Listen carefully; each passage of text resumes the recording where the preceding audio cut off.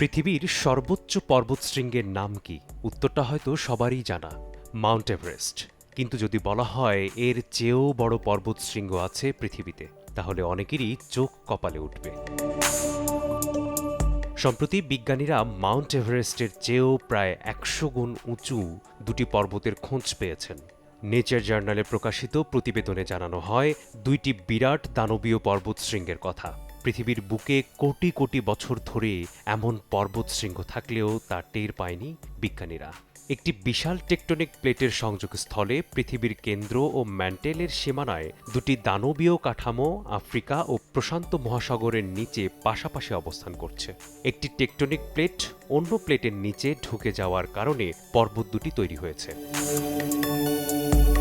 বিজ্ঞানীদের তথ্য মতে পর্বত দুটির উচ্চতা প্রায় ১,০০০ কিলোমিটার। অপরদিকে মাউন্ট এভারেস্টের উচ্চতা ৮.৮ কিলোমিটার। সেই হিসাবে এই দুই পর্বতের উচ্চতা মাউন্ট এভারেস্টের চেয়ে ১০০ গুণেরও বেশি।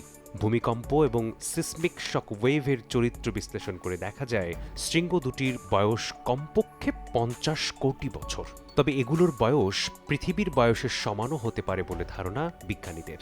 অন্যদিকে মাউন্ট এভারেস্টের বয়স মাত্র ৬ কোটি বছর।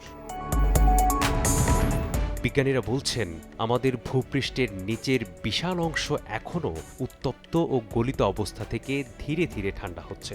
এতে অনেক কঠিন কাঠামো ভবিষ্যতেও তৈরি হতে পারে। হয়তো নতুন সন্ধান পাওয়া পর্বতগুলো ভূপৃষ্ঠের নিচে টেকটনিক প্লেটের সংঘর্ষের ফলে আরও নতুন কাঠামো তৈরির বিষয়ে জানার সুযোগ করে দেবে। মিসবাহুল আলিফ, সময় সংবাদ।